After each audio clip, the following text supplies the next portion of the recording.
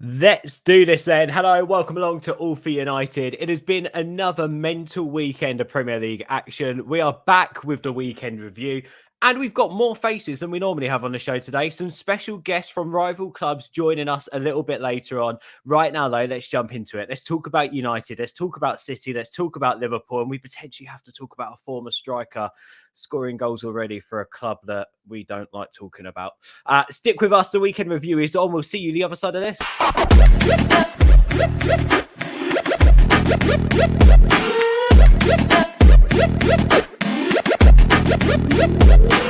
Click subscribe to get daily Manchester United content from passionate Reds, only on All for United.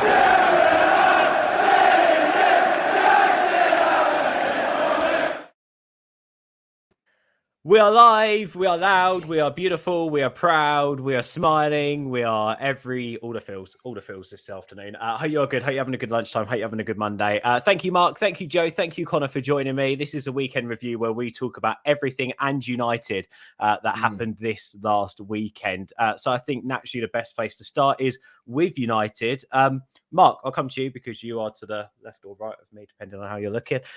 What did you make of that yesterday? I put, were we poor or were we unfortunate? Where's your head at now, 24 hours after the game? Yeah, I just wanted to say, actually, we're going to have to do the intro again now. Joe's back, aren't we? He's He'll be gone again soon. I was just going to say you can superimpose my head onto Mark's for the next while and then we'll see what happens. You'll be lucky. A natural improvement to things. Yeah, exactly. I think it was I said last night on Uncut, I think it was a mixture of both, really. We weren't good enough in the middle of the park. There are obviously some question marks there. But I think we were also unfortunate. We did sort of have some good moments in the game, and I think we have to take a bit of a step back and look at how this would have been handled, last season, maybe the season before. We may have not have got away with a point. David De Gea made a crucial save yesterday. Obviously, he's done that many times in the past, and I think a lot of the frustration, I was frustrated after the game, but you've got to try not to be too reactionary, I think. It's just one of those unfortunate things. You're not going to win every game. Southampton, whilst they've lost a couple of good players in Inns and Vestergaard, they're a good side. They're well drilled. They've got a good manager. I rate him. And I don't think they're going to be as unfortunate as a lot of people have alluded to this season. And it's just one of those things. Yes, it's frustrating, but the second game in, we absolutely annihilated Leeds. We're going to annihilate a lot of other teams, and we're going to struggle in some games. It's just one of those things. So I think both. I think we're unfortunate, and I think the team didn't play as well as what we'd hoped. Yeah, good points made. Guys, if you're watching this on YouTube, smash that like button, get in the live chat as well, have your thoughts whilst we talk. And if you're watching on Twitter right now, hit that retweet button, get involved with the show, hit the retweet button, and have your say this lunchtime on all the conversation points that we're covering. There's loads to get through over the next hour. Joe, I was going to come over to you, but then you're stuttering slightly there. The blimmin' Swedish internet, no good, is it? I'll tell you. You talk about the good things there, but the internet's not one of them. There you go, I can see you smiling. Look, we heard from you on Uncut last night, mate. Not really about the football, but what did you make of the performance yesterday, Joe? Oh, is he there? No, we've lost him. What a debut. Have we got Joe or Karthik? We've probably got Karthik, haven't we? Oh, he's stuttering. He's coming back in a minute. Right, there we go. He's gone out and he's coming back in. Connor, same question to you. We saw you on Uncut last night. Not a lot of, you did say a lot about the football, to be fair. But in terms of what Mark was saying there, look, there's a lot of positivity that I think we can take out the game yesterday. It was a hard game away from home. Is that all being overshadowed a little bit? Was it an overreaction? Yes and no. There's still some issues there from last year. Don't get me wrong. But ultimately, it's the same team as last year. Varane wasn't, didn't play a single minute. Sancho still, to me, doesn't look fully fit anyway. Martial doesn't look fully fit. But there was definitely positives. I said yesterday that everyone after the game, instant reaction. We need a midfielder. Yes, a midfielder would have helped yesterday, but we created more than enough to win that game. You throw like a Sal Niguez or Neves or somebody in that team, it's not going to make that much of a difference to how the game went yesterday. Like I said, it might have made it a bit easier, but it wouldn't have made too much of a difference. So, yes, we do need that midfielder. However, we created more than enough. That first half, I think Carpet said yesterday, Pogba could have had a hat-trick in the first 35 minutes yesterday. Obviously, Maguire took that header away from him with the set piece. Lindelof as well. We had a couple of other set pieces, the corners as well, which were good. That was the main positive for me, was attacking set pieces, because it's been a long, long time since I've watched United and gone, we look a threat from set pieces. Usually, I'm just like, yeah, that's just a waste of time. Whereas yesterday, I mean, how many? I can think of 4, 5, 6 occasions from set pieces where we look dangerous. So there was that. Pogba and Fernandes, I mean, when they play like that, some of the link-up play is incredible. I cannot wait for a fully fit Rashford, a fully fit Sancho, and Greenwood on the form that he is to really link up well. And I think there's positive signs there. But, yeah, we certainly shouldn't be looking at it going, oh, that's it, we're out of the title race, we're not winning anything. Because, I mean, City dropped points already. Liverpool will drop points. Chelsea will drop points eventually. It's one of those. We didn't lose. That's the main thing. Yeah, I sort of went on Twitter straight afterwards and go, look, I was baffled by slightly by the team selection. I mean, it came out about McTominay's injury. I would have thought that Van der Beek played well at St Mary's last year, if you remember back. Like, I still sort of don't get that, but I also don't want to jump on the train that Van der Beek would have made all the difference yesterday. At the end, that midfield battle was so aggressive at times that United were just never in it, and you win and lose a game like that through fine margins. But you know what you don't do? You don't lose a title, or you don't lose your season by picking up a point at St Mary's. So I think ultimately there's got to be a deep breath taken, and we've got to move on and look onwards and upwards. Joe, you back? I'm back, baby. Have you put what currency do you have out there? It's called the Swedish krona, and I've put 25 of the cents into the machine, so hopefully it'll give me 5 seconds. No. Hopefully it will last a bit longer than Carfix's internet does. Go on, mate. Tell us. We heard from you on Uncut last night as I was sort of I was sort of giving you the big lead up to take it away. What did you make of the game yesterday? I think it's ultimately frustrating, but also shows that, also, look, we can look at it. Sancho hasn't really come into the squad yet. Like, he's only played, I think, 40 minutes altogether in his last 2 games. Varane hasn't come in. We're still missing Cavani and Rashford, and we're relying on Martial to be our number 9. So we're not even near full strength. So I think, although it is frustrating, it's a game we should have won. We do tend to struggle at St. Mary's. Like, a team we beat 9-0 further on in the season, we only last second beat them 3-2 last season. So a draw isn't too surprising. And again, we don't know which Southampton team we're going to get this year. Is it last year where they struggled for the majority of it? Or is it the season before where they kind of finished a bit more mid-table and looked like they're on the up?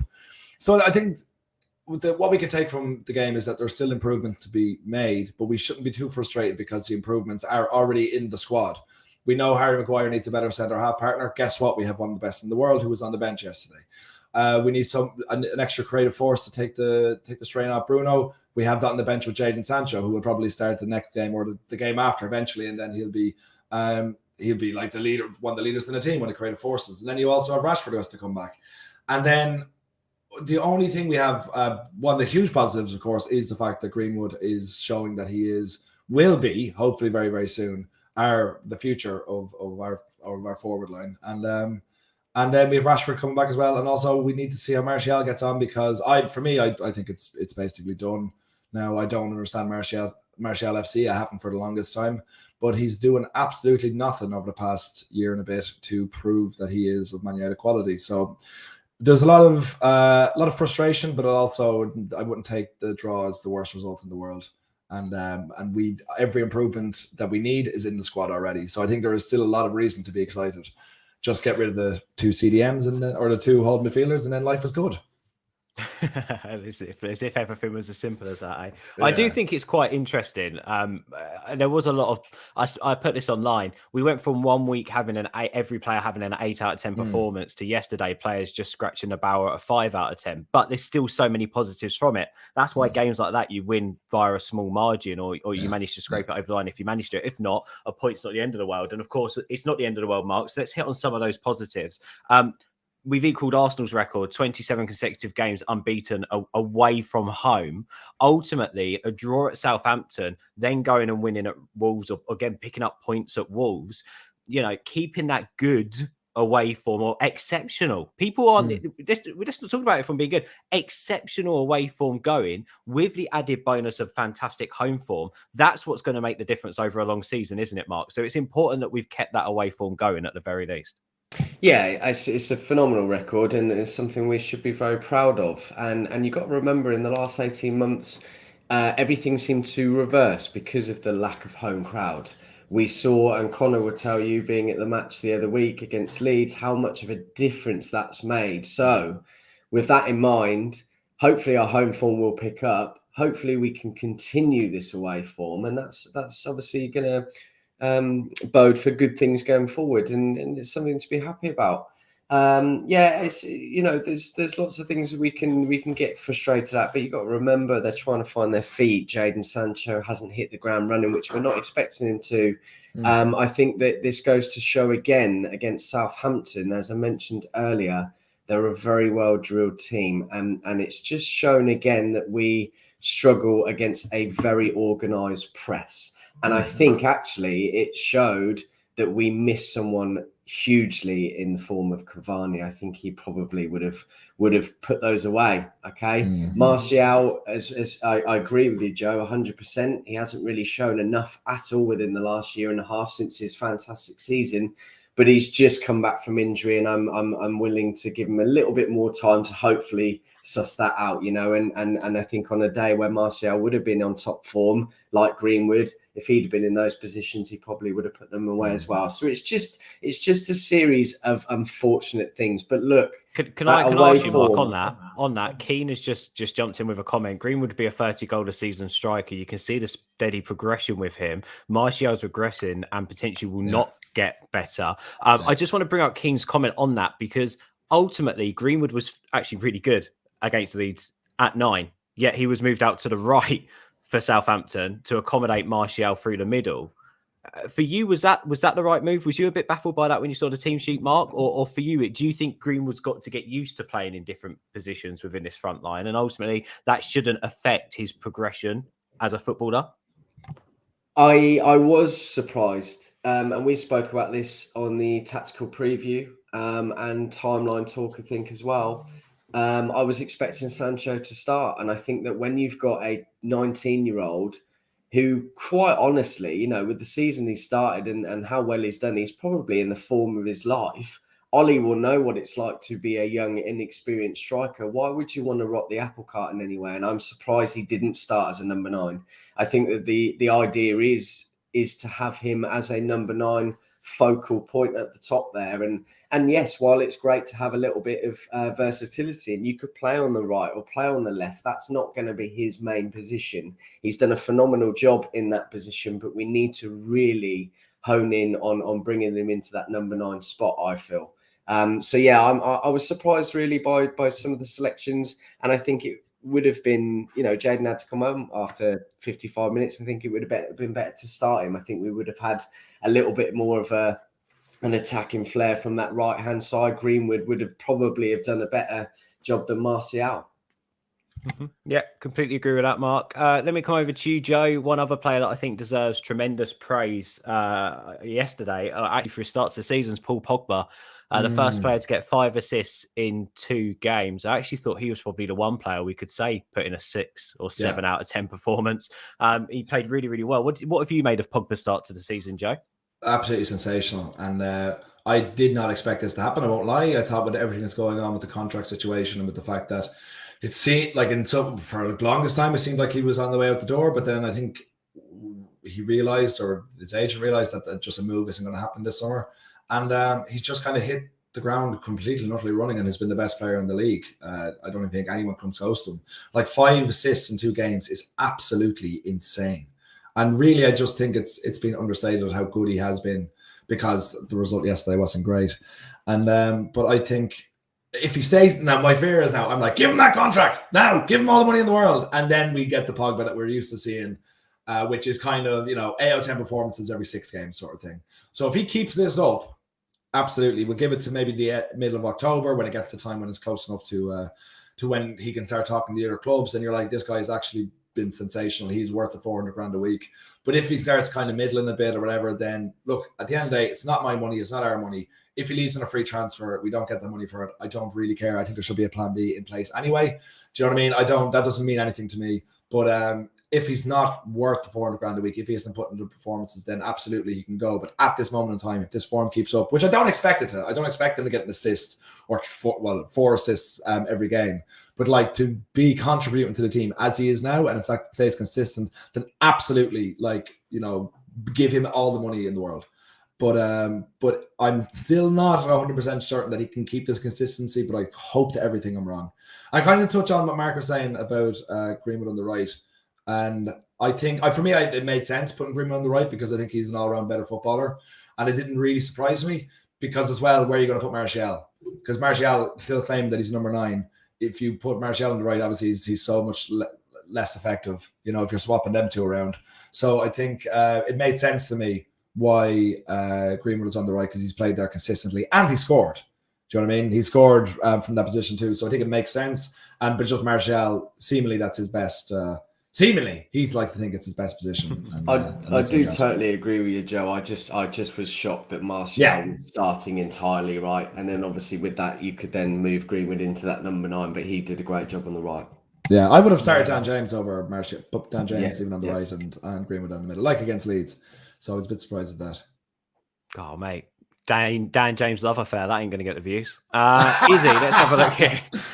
What is a problem Ollie has with Van der Beek? I don't think he's got a problem with Van der Beek. I think ultimately it's just when to throw him in, when do we trust him? But I do agree with you, Izzy. There has to come a point where certain games surely suit a footballer. And if you're telling me from what I've seen of Van der Beek, what game would suit Van der Beek the most, it'd be in the middle of the park next to a Matic or a Fred against a Southampton side. It's very, very strange, that one. JD also asking about our thoughts on Van der Beek. I mean, we can get into that in a little while. I just want to focus on another positive. Brown Knights brought this one up. Set pieces have improved immensely. Connor, let me have a chat with you because leading the back line at a set piece as you do, Mr. Harry Maguire as you are, it must be nice to be being schooled in how to defend a set piece. This is the Ramsey effect, isn't it? Everyone's talking about at the moment, or that's what people are saying anyway. It is good though, because also one other thing, which I know they hit on last night, outswinging corners. Bloody hell. We live in a world where we take a decent corner. It's mental. What have you made about our improvement on set pieces so far, Connor? And are you happy that we didn't concede a set piece against Southampton? It's the first time in a while. Yeah. So I'm going to start with a slight negative before I go on to the positive. Boo! No negative, all positive. Boo! Slamhead! Out of here! What I will say, yes, attacking set pieces we looked better. Defending set pieces we still look a bit shocking. I've got to be honest. They should have scored from a set piece. Let's not be real. If Armstrong actually had a bit of sense about himself, was it Armstrong, the striker? I can't remember. Yeah. So we still look, but again, I go back and I say this all the time. I don't think that's the 2 centre backs. I think that's De Gea, because he should be coming for a lot of these set pieces. So I don't think it's all on the centre backs. And ultimately, it's a collective anyway. It's not just one necessarily, unless there is a massive individual mistake. However, but we didn't concede a free kick from Ward-Prowse. That's a positive. No, and I was worried because, I mean, what did it take? 40 seconds, and we gave away a free kick in a dangerous area. I thought, oh, here we go. If we're going to be doing this all game, then we could be in trouble. However, like I said, we didn't. It's better, and when Varane comes into that back four, it will be even better. And again, like I said, the main positive, obviously, attacking set pieces. When Varane comes into that as well, the extra height, and he has got brilliant heading ability as well in the opposition box, obviously, and as we know, defending. But yeah, like you said, corners, especially like I said at the start, I haven't been excited about, every time United used to get a corner, I'd be like, I'm not watching this. It's like, it's not coming to anything because we never do. So whereas now, like I said, I can think of 5 or 6 set piece examples where we probably should have scored. The Pogba one, he had time. Matic was a little bit behind him and kind of managed to get it on target. At least that's always a good start. The Maguire and Pogba kind of miss up, and then Martial obviously came off the line, but that was difficult for Martial. I actually put the blame on Maguire really for that one. But Maguire/Pogba, because what Pogba really should have shouted, said that's mine. Obviously Maguire then just jumped in front of him and took it off him. So I don't think we can say it's all on Ramsey, because I mean it's we say this a lot, we're 2 games in, we can't critique things because we're only 2 games in. That equally, I think we can't really say that he's made a massive impact on the flip side because we are only 2 games in. But it's getting better. Like I said, attacking set pieces, we've been crying out for ever since Maguire came in, because we see it with England. And I've said this for a long time, that we should be scoring more set pieces. It gives us another dimension because we know how good our wide players are. We obviously got Cavani as well. We know how good Pogba and Bruno are. If we can get good on set pieces as well, it's just another attacking threat that we can utilise. I think we will, though. I think, like I was saying, I think the fact that we have Rashford coming back, who I feel will be like a new signing. We have Varane and we have Sancho. Like Sancho, obviously, it's going to take him. Hopefully, next game he'll start, and Varane will hopefully get some minutes in the game as well, whoever that's against. And I think it's only a matter of time because we're still kind of at the bare bones of what our best 11 is. Like we have 4 top players to come into this team, so I'm still so optimistic. And it was frustrating. I felt like we should have won that game no matter what team we put out because Southampton are Southampton. But at the end of the day, I think we are massively going to improve. And so far, I have been obviously incredibly impressed by the first game, disappointed in the second game. But I think with all our players coming back, I think there's a lot more we have to come, and there's a lot more to be excited about.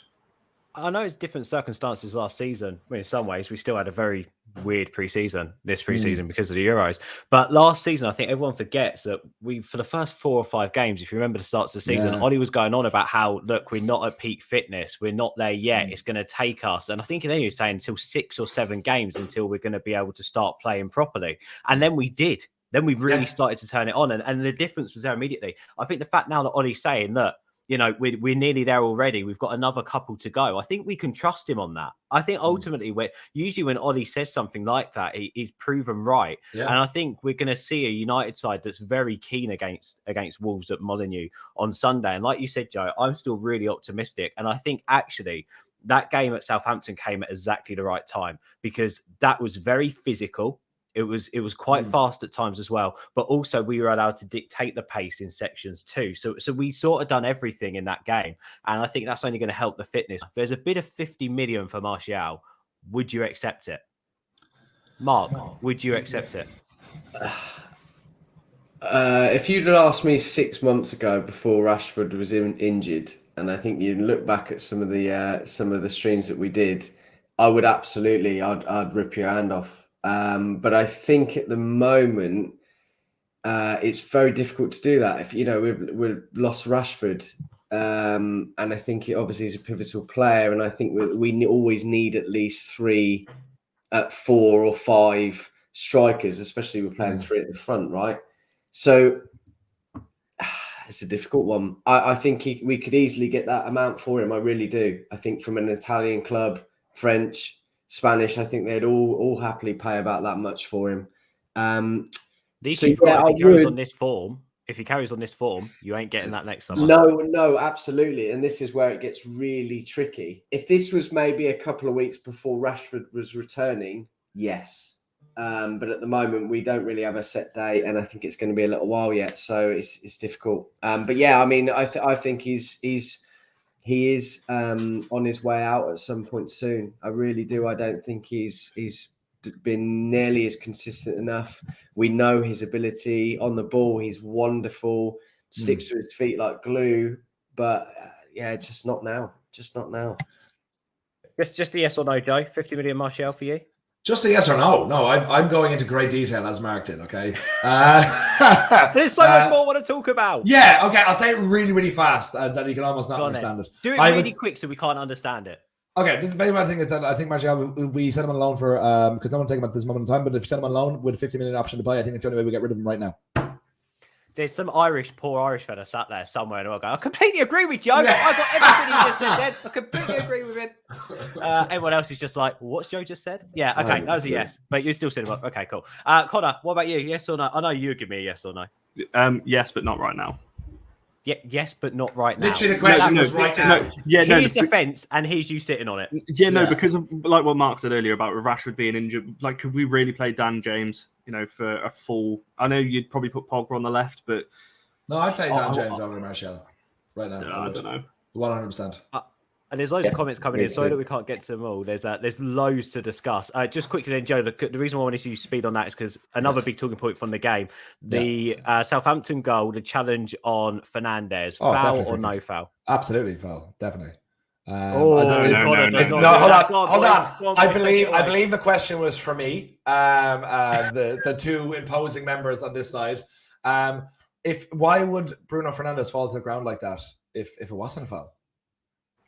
I can't agree. I'm sorry. If we want football to be more contact and free flowing, that's not a foul. Who said that? I don't want it. I want whatever suits my club. And for me, it suits my club that was a free kick.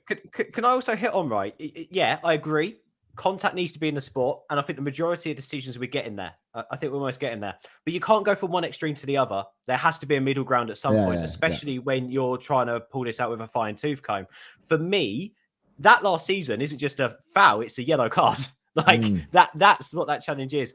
This season, to then turn around and go, that's not a foul, I think is just a little bit... It's like going from MMA to boxing, but I still fancy giving him a kick every now and then to try and get him unsteady on his feet. Like, you just can't do it. I would love it if we could play in a game where that's not a foul, potentially. Yeah. But for me, like, there's nothing in the rule book to say that isn't a free kick. I think you've got to flip it, though. If we'd scored from that, we wouldn't be sat here saying that's a foul. That's how I look at it. This is the weekend review, Connor. This is the weekend review. We have to be slightly impartial at times, but ultimately we're also very biased. That's how the show works. I just think, me personally, I like those kind of tackles because I don't know. Maybe I just like old school football where you could make tackles without everything being a foul and it basically old school football. You're like 22. Like yes, your old school football is Sergio Aguero. That's it. And Vincent Kompany. Yeah, they're old boys for you. Damien Duff was world class when you were growing up. That's what old school is to you. Yeah, Damien Duff was world class. Go on, Mark. Carry on. Sorry, mate.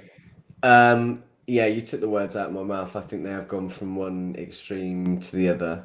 I do believe it was a foul. But what I would say is I really would love Bruno to play to the whistle and maybe get up on his feet and get it back. You know, if it was the other way around, opposite end of the field, and the goalkeeper didn't play to the whistle, like David De Gea did one time and saved our asses, that would have been a huge issue. So it was a foul for me. I do like the contact. I'm glad they brought it back, but they've got to get that. They've got to get that middle ground. Yeah, I agree, and I do know where you're coming from, Connor. 100%. But and also Maguire didn't play to the whistle at all at that point. We was expected a free kick. It's one of those things. You just there's got to be some middle ground to it for me. But hey, there we go. Let's move on there, shall we, to the other weekend games. Hey, we've got some brilliant guests coming up, by the way. I've gone out there to maybe not rival fans, some rival fans, content creators, friends of the channels. Harry, who is an Arsenal fan, he does a podcast called The Chronicles of a Gooner. We're going to be asking him about Arteta a little bit later on. He's recorded us a quick video to chuck into the show. And Kendall as well. She's an amazing content creator and a very passionate Newcastle fan. You might have seen her on that overlap, giving it to Jamie Carragher and Gary Neville and Roy Keane. Yeah. We're going to get her thoughts on Steve Bruce because we hit on it last week, didn't we, Mark and Connor? But we weren't really talking from an educated side, from the Newcastle standpoint on Steve Bruce. She's going to tell us what she thinks. But before we do that, let's start off with the first result of the weekend. Liverpool against Burnley. Mark, whenever I see Burnley rocking up at Anfield, I always hope for the best, and every now and then it works out. But yesterday was just... Liverpool didn't really get out of second gear on Saturday, did they, against Burnley? No, and they do look a bit more dangerous. I think Van Dijk has made a huge difference. I felt exactly the same as you, Ben. I thought, I wonder if we could get a miracle 1-0 win and really upset Liverpool this time, but it didn't quite happen, did it? Liverpool looked strong. Burnley just weren't quite at it that game, and 2-0 was a fair result in the end. I just hope that someone can to put them back in their place at some point soon. Joe, for you, everyone's talking about obviously City potentially walking the league, and they're talking about Chelsea's squad. People ignoring Liverpool a little bit, but how aren't Liverpool also one of the favourites that's on everyone's tongues? Because they're not, with Van Dijk back in there, they do look like a different kettle of fish. No, not really, to be honest. I don't think they're going to do anything this season. I don't actually fear them in any competitions, Cup, Champions League or anything. I think they've got, the reason why is because Van Dijk was out injured, obviously, last season. We all know that. Liverpool fans never mentioned it, but we somehow found out about it. But when it's not like they were conceding 4 and 5 goals every game. They just weren't scoring goals up until maybe the last 3 or 4 games of the season. So I think the problem is their aging front line, and just people are used to playing against them. So I think Jota is a very good player and he could do stuff for them. but I just don't think they're going to. I think they will get Champions League football, maybe third or fourth place. But Van Dijk is coming back from an ACL injury. He's not going to be the same player. They didn't really recruit well in the summer. I think they're going to be a hard team to beat, but they haven't actually beaten anyone interesting. They beat Norwich, but everyone beats Norwich. Like, they beat Burnley 2-0 at home. Like, the majority of teams are going to beat Burnley 2-0 at home. So until they come up against a good squad and actually play well, I'm not going to see them as anything, really. And I'm not saying they're like I'm saying they will get Champions League football, but they just do not have the depth, and it seems to be a lot of problems going on at that club, which is great at this moment in time. So I think they're going to be dropping points, I think, left, right, and centre soon enough. And I think it'll be, unfortunately, I don't know what. I hope that it's between us. Well, obviously, I hope that we just win it, all our last games or whatever. But I think it's going to be City, Chelsea, and us for the league. But I would be slightly more optimistic if I was a Chelsea fan than a United fan right now. But still, it's still early days. But I just don't think Liverpool are really going to do anything, pull up trumps in any competition, especially the Premier League. I just don't think they're strong enough. Connor, your thoughts on Liverpool and any early thoughts as well on Burnley? My boss is a Burnley season ticket holder, unfortunately for him, and he is very worried for the season. I think the feeling around Burnley, they're going to be in a relegation scrap. I don't think that's any surprise to anyone.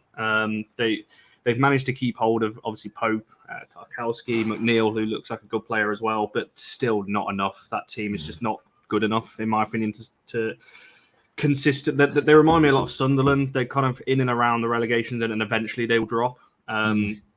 So that's my quick thought. But having said that, I will say Burnley in that first half were very good.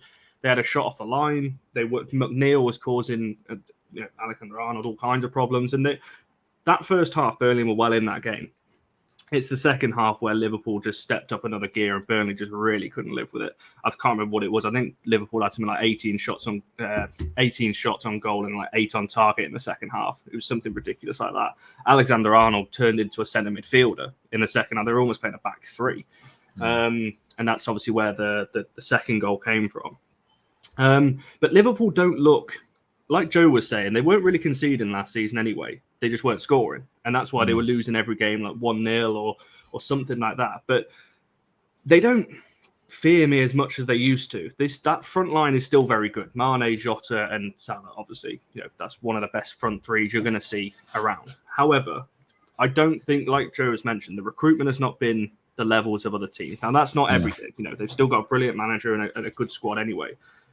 My only thing with Liverpool, in terms of what Joe was saying there about the squad depth, obviously they don't have the depth that we've got, Chelsea and City have got. However, Klopp likes to bin off other competitions and just go for one tournament. Yeah. I don't think he's ever got past the fourth round, is it, in the FA Cup and the Carabao Cup? It's likely he... No, they got to the League Cup final. They got to the League Cup final in his first season. It's the FA Cup. Aside from that, they don't.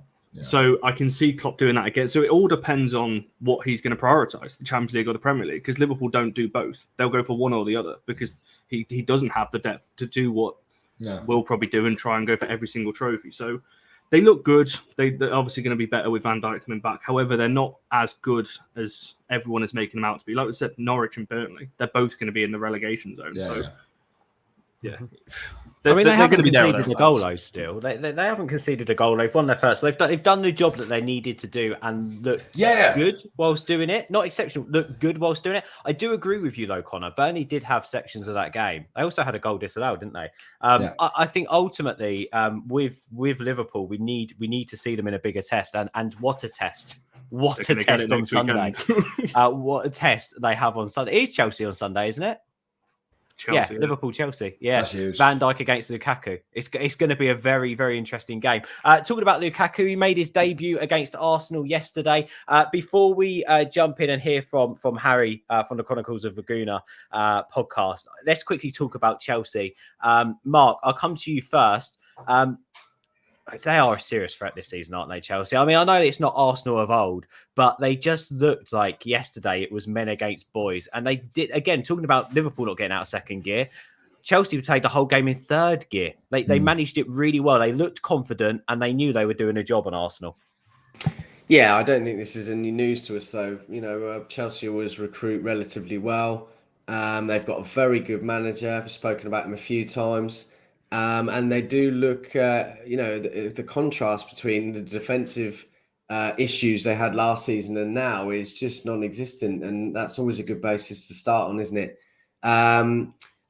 Look, it makes no difference. We just need to make sure that we try and do what we can against them when we play them, right? And until then, it's always probably going to be City, Chelsea, United for the top three, I reckon. And that doesn't change. But they looked great. I think that actually Lukaku was very good yesterday. Seems to have changed a few of his first touches and a few other things. We'll have to wait and see how the season goes on. But he looked good, and I think probably their missing part. Werner isn't up to scratch. I still don't believe he will be. And I think they've got a very good striker in Lukaku now. So they're going to be very, very tough to beat, I think.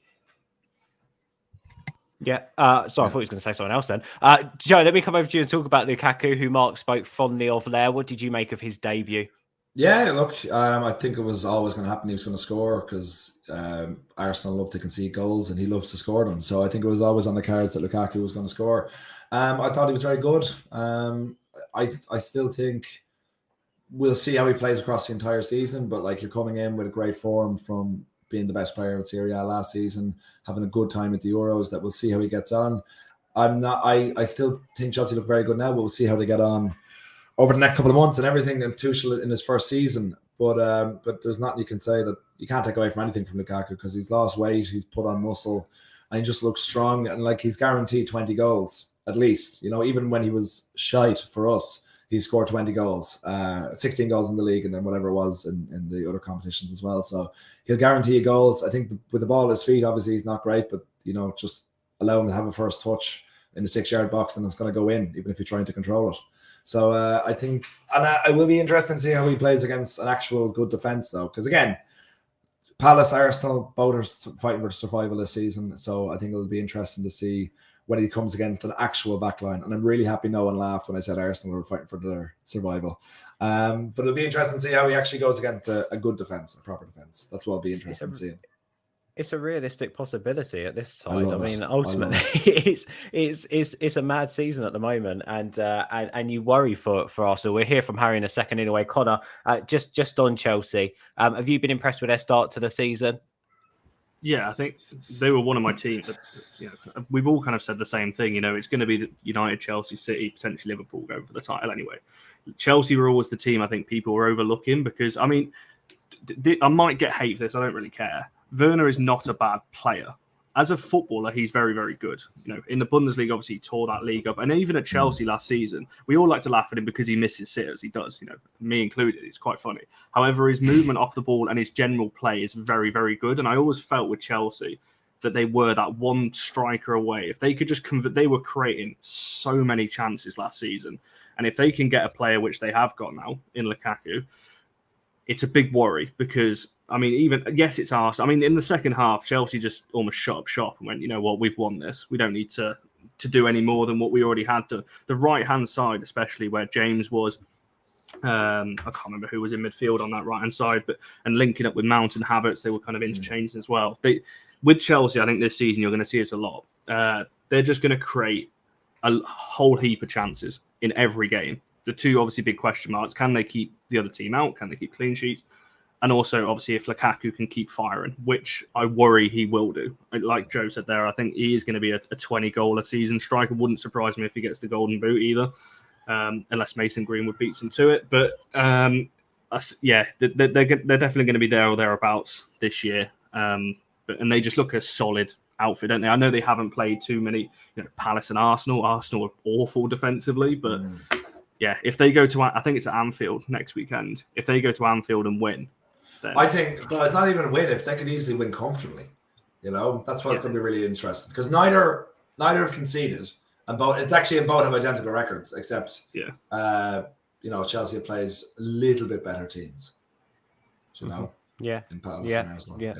No, that is true. That is true. And on the opposite side, with Arsenal, you've got a team there that's got one of the worst records in the league. They've only been outdone by Norwich. So now is the perfect time to hear from a Gooner. Harry, the Chronicles of a Gooner podcast, has sent me in this little VT for us to play, and we'll discuss Should Arteta already be looking at the sack? After we've heard from Harry. Harry Simew here of the Chronicles of a Gooner podcast, just reacting to Arsenal's 2-0 defeat at the hands of Chelsea. Obviously, really disappointing result, disappointing performance. I think most people felt that Arsenal were going to struggle to get anything out of a game against the European champions, who have an incredible squad and incredible depth of talent. But I think Mikel Arteta almost committed tactical suicide yesterday in the way that he set the team up. I thought the sensible thing and the wise thing to do would have been to play with the back three that has served us so well in some of the big games throughout his tenure so far. I wonder if the absence of Ben White played a part in Mikel Arteta not wanting to make that switch. The kind of midfield was asked to press a little bit further up the pitch than maybe they were at times last season, and I think that left gaping holes in behind. Couldn't deal with the physicality of Romelu Lukaku, among other things. And I just think Mikel Arteta's at a really difficult point now. He's got so many players missing. It feels like everything's conspiring against him. But equally, he's not doing the things that convince people or that are going to win the buy-in of the fan base to kind of say, yes, keep with him, stick with it. You know, we're not seeing enough in terms of progress. The recruitment this summer has been okay. You know, you look at some of the players that have come in and you say, yeah, they're very good prospects and they're people that could be first team fixtures at Arsenal for many seasons to come. But do they improve the team immediately? And the answer to that question probably has to be no. Yes, we have players missing. Yes, there are other factors that have led to Arsenal's really poor start to the season so far. But with Manchester City to come next weekend as well, it doesn't look like it's going to get better anytime soon. And I fear for Mikel Arteta, I really do, because I feel like the fan pressure is going to be at a point where he can no longer hold it off anymore. And I think the club, if this continues, are going to have to make a decision very soon. A decision that they're probably reluctant to make. I don't think they want to move him on. They've given him a fair amount of money to spend this summer, but it's not looking good for Mikel Arteta, and I fear for him and where this project is heading. I've got to be honest. We've been there. Not as bad as maybe they've got it right now, but we have been there. Look, there's a lack of identity with Arsenal. That is completely clear. Arteta's looking very much out of his depth, isn't he, Mark, at this moment in time? Yeah, we did hit on this last week, didn't we? And it's only got worse for them, really. Look, the result was always going to be a foregone, I think. I think Chelsea are way too strong. And it's come at a really bad time for Arsenal. If they'd have played someone, you know, similar sort of ilk to Brentford, or, you know, maybe slightly better even, it might have changed the perspective a little bit. But they were poor. I think they've recruited poorly. I think that they've like United, have had a bit of a rocket up their arse to appease the fans, but they've also recruited poorly. They've spent the most out of everybody in the Premier League, 129 million, I think it is, and none of those play. I like Ben White, actually. I do like him. It's going to take a bit of time for him to sort of find his feet in the club. I said last week, mate. They got the wrong defender from Brighton. They needed Dunk, not Ben White. They needed someone with a bit of authority, someone who's quite physical, and someone who has a bit more to his game. Ben White is still developing. He's got no one to learn from at Arsenal. Yeah. He's got no one to improve off of at Arsenal. Yeah, you're absolutely right. Spot on. And yeah, I mean, it doesn't look good for them, does it? And I spoke about this with someone last night. You know, would it be the right time to get rid of Arteta? I'm not so sure. I think that there will be a huge recovery process. You know, there always is, especially 2 games in. I mean, that would just rock the club to its core, not just Arteta, you know, and trying to bring someone else in, and then they've got to put their imprint, and signings have just come in. It's just not a good place to be at all. Mm-hmm. I agree, but the only thing, Harry, thank you for the clip. Fantastic. It's always great to hear from an actual fan of a club that when you're going through bits and pieces like this, we can't embody the passion that you do as a fan of that club in what you're going through at the moment. We'll have a joke, we'll have a bit of banter, of course we will. But ultimately, everything you've just said there, we can see how much it hurts. I think ultimately, with the recruitment side of things, I slightly disagree with Harry. I really do not think their recruitment's been good at all. Arsenal were at a point where they finished 8th twice, 2 seasons in a row. You've then got to go out and buy players to improve your squad and to improve your starting 11 to make that jump up. Players above Arsenal have improved their first team this summer. Arsenal haven't. They've bought players for the future, and they've potentially even bought players that you wouldn't even look at Manchester United and go, hey, I want him because I think in 3 years he's going to be a star. I don't think they are. I think they're players that Arsenal have bought in and just gone, they'll do us a job, and they're young. And for me, that doesn't do enough. Odegaard last season didn't do enough for me, even as a neutral. He didn't light up games enough. Ramsdale, he's been relegated. Look, I know you can't say it's a keeper's fault that your club's been relegated twice, but ultimately there's a mentality that comes with that. You don't need that at a club. If you needed a goalkeeper and you wanted a fix, go get someone else. There's other options out there. I just think for me, ultimately, there's a mentality issue inside Arsenal. There's a player issue inside Arsenal. And I think no one cares enough to fix it. And I think Newcastle are in a similar position as well. But in terms of on the pitch, Joe, let's have a look at on the pitch. That they were missing Ben White. Aubameyang was just coming back, still without Lacazette. And their hopes now on the fact that, look, Ben White can come in, get games, he improves, Arsenal's defence potentially goes to another level. Aubameyang comes back in. If he can get scoring again, Arsenal will outscore some of the bottom clubs. They'll go on and have a stable season. Is that what they're hanging their hopes on now? Because I can't see where else they're going to be able to. Yeah, and also I think you're overestimating Aubameyang and Ben White's influence, because Aubameyang's like falling off a cliff. Like the Arsenal contract curse. You sign a new contract, you immediately become awful, and that's happened with what's his name, with Ozil and with Aubameyang and with Sanchez as well. And I think with Aubameyang, I think you're 31. You give me whatever, he got a 3-year deal or something crazy like that and huge money, and it's like Ferguson always had a. I don't think they've changed now because players are playing longer, but like if once you're over 30, you've got a year extension at the most. If you wanted more, you can go somewhere else, because you can't trust a 30-year-old to be consistent, and because they're in the twilight years no matter what. And so I think doing that was awful. I don't think he's going to come back with any great fervor, because he's a great finisher, but a huge amount of his attacking prowess was from his pace, which he's slowly losing. So I think to say that he's going to do anything be close to where he was, I think is overestimating him. And Ben White, as we were just saying, potentially could bring, like, the only thing I'll disagree with you, Ben, the defender that should have bought from Brighton was Shane Duffy. But if you want to say Dunk, that's fine. But yeah, absolutely. Like you should be looking to bring 28, 29-year-olds to bring in a bit of maturity to the defence, not someone who they will just sell to Man City if he's good enough in 3 years' time. Because we're talking about all these young players. Like, how many of these young players are going to be at Arsenal in 3 or 4 years' time? If they're not good enough, if they're good enough, they're going to be sold on for a huge profit. And that's the way Arsenal are now. So, like, for me, I think Arteta should have been gone at the end of last season. I think it's a matter of time before he's gone this season. I think they could easily match Crystal Palace's record of losing the first 7 games in a row. And you're like, how far does the club have to fall before you just say, let's get rid of him? And I understand what Mark is saying about them rocking the club to its core by sacking someone 2 games in. But we all know what's going to happen. It's not going to turn it around. This is a completely different thing to Solskjaer as well. Sorry, Ben, go ahead. I was just going to say, my issue with sacking him now is I don't think it gets better for the next manager. Not in the immediate phase anyway, because ultimately what they've done this window is absolutely wasted a window. I don't see how any of these players, so to speak, take Arsenal to the next level. And even if they have another window where, let's say that January, that's not going to be January, by the way, it'd be next summer, right? Yeah. So say, for instance, next summer, they do go out and they buy a Maddison and they buy an established centre-back, and that's their business. And that does then improve their side, and it improves the younger players that have come in this winter around him. You've still got to settle for what can be a very damaging season this year. And I think that, look, I don't know. Well, I'm going to sit here now and go, I've joked about Arsenal not getting anywhere near the top 6 for years because I've just not fancied them getting near the top 6. But I've always sort of fancied them 7th or 8th, right? Yeah. Always.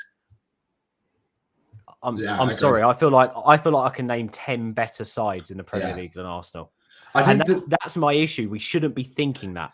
Yeah, I agree with you. But I think with the famous question, who do they get? If they sack Arteta now, that's it now. I don't know where Arteta ranks as a manager. I really have no idea. I don't know if he's a potentially very good manager in the wrong club, or else he's just the wrong manager in the wrong club, or maybe it could be the wrong manager at the right club. I have no idea. Oh, there's so much wrong with Arsenal. You're right. There's so much wrong with Arsenal. Yeah. There's so much. So I don't think we just can throw that Arteta. But I'm also going like he's definitely not the right man. But if he goes, no manager worth their salt. I think the only top manager they could have got if they sacked Arteta in the summer was possibly Benitez.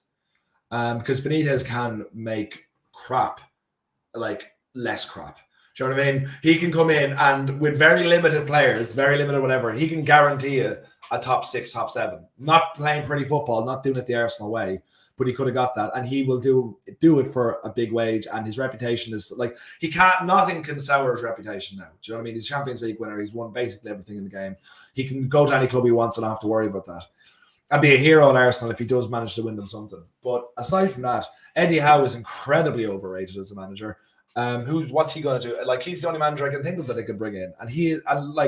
I love Celtic, and no offense to Celtic, but if you're being linked with Celtic, you should not be linked with any other Premier League job at the same time. And not anyone who's fighting for something. I can't wait to tell you who my pick for the Newcastle job is in about 5 minutes' time. But I'm going to rip my head off for that one.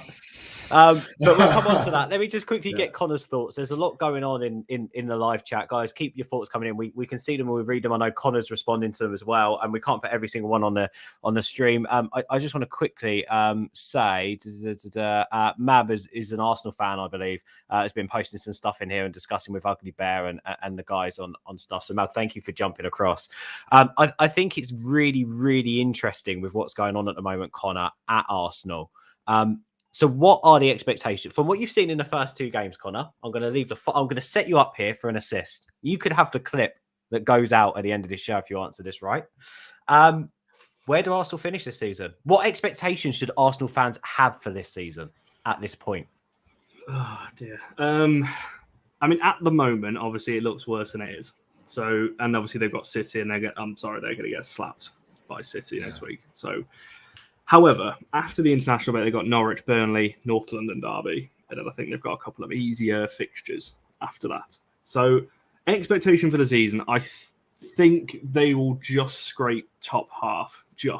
It's going to the mid-table is always very close anyway. So, there's usually about 10 points between 7 positions. So, I think they'll just scrape into the top half because they have still got. They've been slightly unfortunate with the start. Chelsea, City, I mean, it's not going to get much harder than that. They've got a lot of players missing. Obviously, Aubameyang's not the player he was. I completely agree with what Joe was saying. Lacazette's obviously out. Gabriel, Bellerin, Thomas Partey, Ben White. The amount of players they were missing yesterday. But they do have enough to finish just in the top half. But that's not good enough for Arsenal, is it really? When you look, I know, and I don't like doing this with United. Don't particularly like doing it with any club, but you look at where Arsenal, and no team has any given right to be anywhere in the league. However, as a United fan and watching United in kind of the early 2000s and so on, it would, for me, be nice to see Arsenal kind of get back in the mix, kick City back out of it. They can go back down into the lower echelons of the league. But in terms of this season, it's going to be a long old season for them. I think Arsenal are going to be the team that beat the teams kind of mid-table to the bottom half of the league, but then get absolutely slapped about by the top 6. I think they're going to be that kind of team. There'll be a few shock results in there, but I can't. Can you honestly look at Arsenal this season and go, they can beat Leicester, United, City, Chelsea, Liverpool, even Tottenham and Everton? I can't even see them beating them either. Even Villa, maybe you could put in the mix as well. West Ham as well. Arsenal. But I am so shocked that James Maddison is being linked to Arsenal. Like, it seems unthinkable even 5, 6, 7 years ago that Leicester to Arsenal would be such a downward move for your career. It's so like James Maddison is a top quality player, and if he goes to Arsenal, the only benefit I'm thinking, it's just I want to live in London. There was no benefit for moving from Leicester to Arsenal. You were pretty much guaranteed European football every year with Leicester. Do you know what? Not with Arsenal. He is the perfect signing for Arsenal. And that's what makes this even more difficult, is that a James Maddison, what he does is he brings you, a bit like Grealish has now taken to City, he brings you that British X factor. And that's really important because the fans will connect with him. He will connect with a club. He's got a platform to play at the Emirates as well. And I just think that for Maddison, obviously financially, it'll be a big move for him. For Arsenal, it makes a bit of a statement. It's a big transfer. Maddison is the perfect player for Arsenal. But Arsenal won't get him because of that.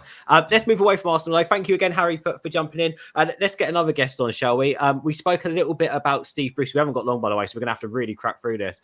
We spoke about Steve Bruce last week. We spoke about him at Newcastle and whether his position is becoming untenable. It's another defeat for them at the weekend. So I asked Kendall Rowan. Fabulous. She's a brilliant content creator. She's a passionate Newcastle fan. She's just record us a quick VT on her thoughts on Newcastle start to the season and whether we're all, or they are all, Brucey out. So 2 games in, 2 defeats, 2 stupid penalties given away in 6 days. It's just absolutely unacceptable. And Steve Bruce's tenure is just not tenable anymore. He plays Jurassic football, defensive football. And maybe those tactics might work in the Championship, but they do not work in this Premier League when forward-thinking Pep-style tiki-taka football is what everybody does. We have made no more signings and we're really highly unlikely to make any more signings in this window.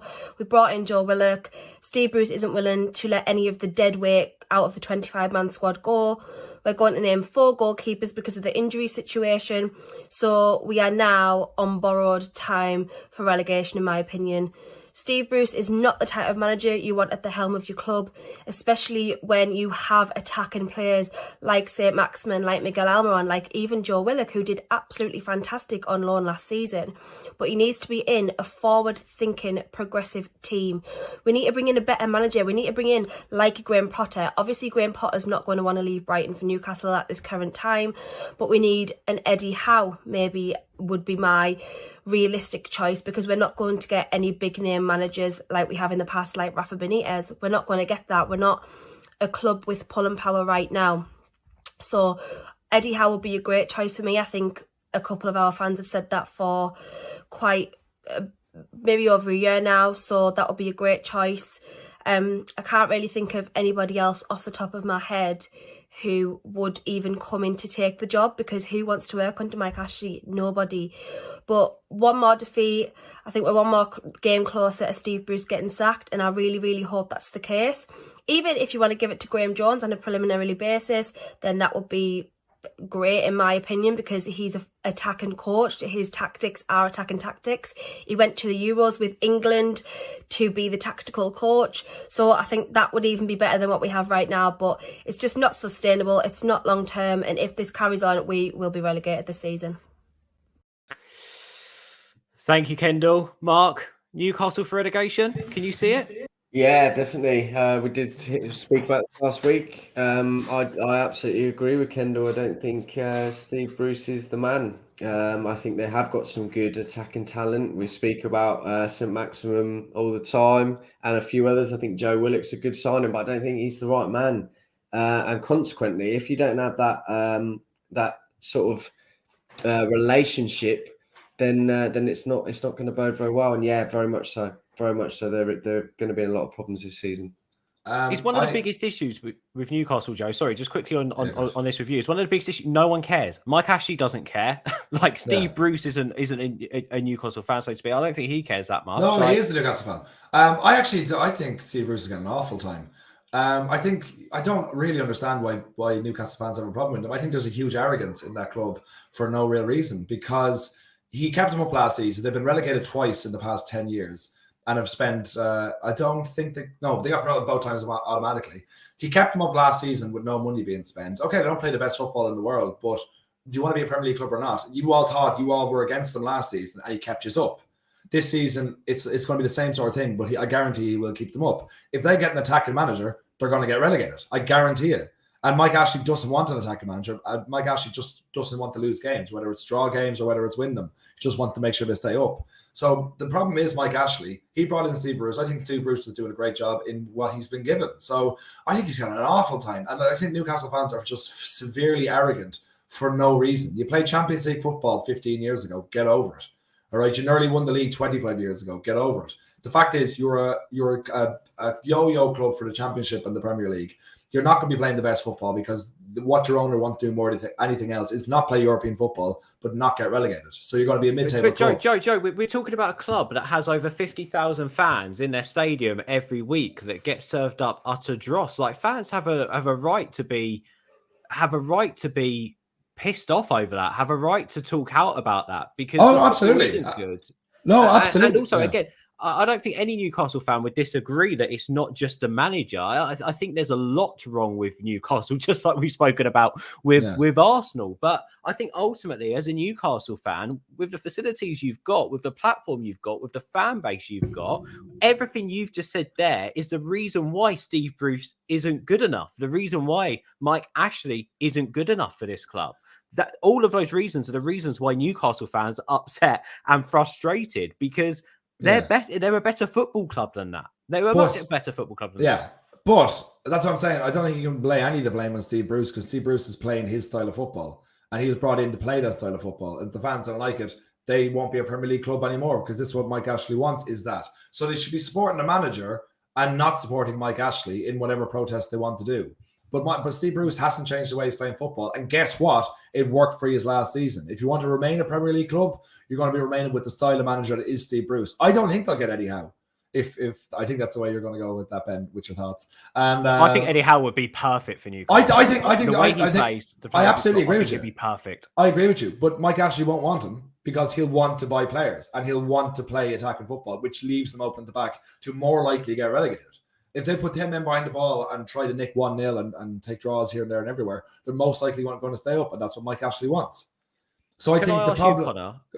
Oh, sorry, mate. Go on, carry on. Sorry. I thought you stopped. Carry on. Sorry, no. I was just going to say the problem isn't Steve Bruce. The problem is just Mike Ashley. So if the issue's not Steve Bruce, Connor, could he be getting more out of those players? I think any manager can get more. They'll always look at areas they can improve. I think I completely agree with Joe. I've got to be honest. Steve Bruce has always been set up to fail from the beginning. The very first game, he was booed, at St James's Park. So it is obviously with his Sunderland connections doesn't really help, especially up in the northeast. So he has been set up to fail from the very beginning. Now, I'm not a Newcastle fan, so I'm not going to speak on behalf of them and say, you should support him, you should do this, whatever. However, I do think what Joe was saying is bang on. They need to find what is it they want. Firstly, they need to get Mike Ashley out. I think every football fan is in agreement with that, not just Newcastle fans. But ultimately, do they want to play attacking football? And to be honest, I said they might hate me for saying this. Against West Ham, it was a very open game, very end-to-end. Played attacking football, probably could have scored more, but at the back, looked a bit shaky. Against Villa, Callum Wilson had 2 1-on-1s. Fraser had a brilliant chance. Arguably could have had a penalty if Wilson's slightly not offside. They were in that game as well. So them saying that they don't play a certain way of football, they've had chances. They've got the players to do it in Wilson, Maximan, I think it was mentioned earlier, Almiron, Willock. They've got a good team going forward.